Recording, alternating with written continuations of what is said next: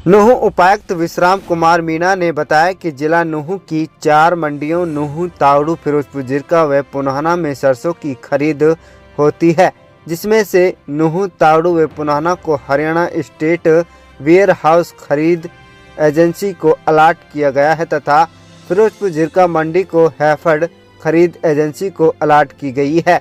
उन्होंने बताया कि फिरोजपुर जिरका मंडी में हैफर्ड सरसों की खरीद कर रही है व तावड़ू मंडी में हरियाणा स्टेट वेयर हाउस द्वारा की जा चुकी है। रविवार तक चारों अनाज मंडियों में 414 मीट्रिक टन की आवक मंडियों में हुई है, जिसमें से 345 मीट्रिक टन की खरीद हो चुकी है। सोमवार को उन्होंने अनाज मंडी नुहू का दौरा कर जरूरी दिशा निर्देश दिए। उन्होंने कहा कि 15 मार्च से सरसों की खरीद शुरू हो चुकी है।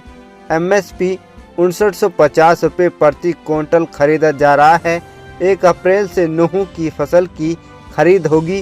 डीसी ने कहा कि अपनी फसल को सुखाकर मंडियों में लाएं।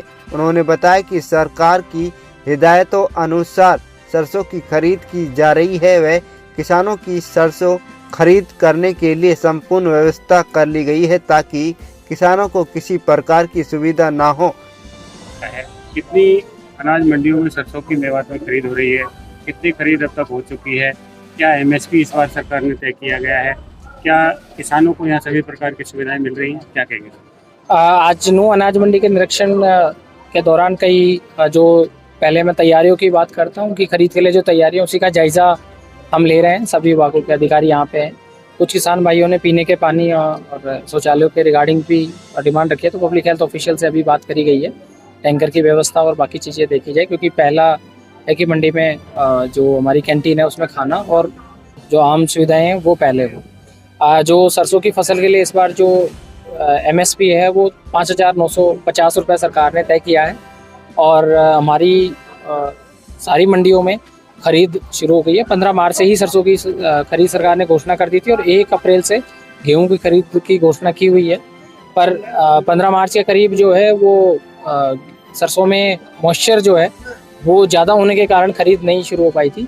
कल शाम तक जो हमारा डाटा है उसमें 414 MT की आवक जो है मंडियों में हो गई है। उसमें से 345 की जो है खरीद कर ली गई है। कुछ में मॉइस्चर, कुछ डेयरियों में मॉइस्चर ज़्यादा है तो वो अभी सुखाने के लिए किसानों को बोला हुआ है। साथ ही जैसे आज यहाँ पे नू मंडी में 5 गेट पास काटे हुए हैं, किसान यहाँ पे ला रहे मंडी में और अभी और किसान भी यहाँ आ रहे हैं और यहाँ कम से कम अभी जो मेरा अंदेशा है वो ये है कि कल तक जो है वो, और अभी जैसे हमने 3-4 डेयरियों को भी चेक किया तो उसमें जो मॉइस्चर है वो 8, 6.5, 8.5 भी आ रही है। तो 8.5 वाली तो शाम तक अगर धूप में रहेगी तो वो मेरे ख्याल से कल हम उसकी परचेज या शाम तक उसकी परचेज कर देंगे। तो 8 तक की मॉइस्चर अलाउड है।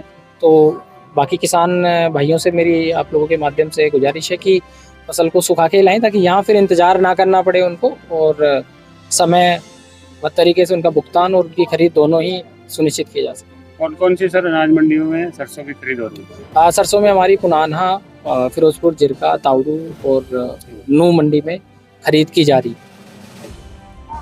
किसानों ने आज आपसे मुलाकात की थी, क्या कहेंगे उसमें? कुछ किसान भाइयों ने आज यहाँ मंडी में भी विषय उठाया और दफ्तर में भी उन्होंने एक रिटर्न शिकायत दी थी कि भी मेरी फसल मेरा ब्यौरा पे कोई और उनके ज़मीन पे जो है वो रजिस्टर कर गया और उनको फसल बेचने में दिक्कत हो रही है।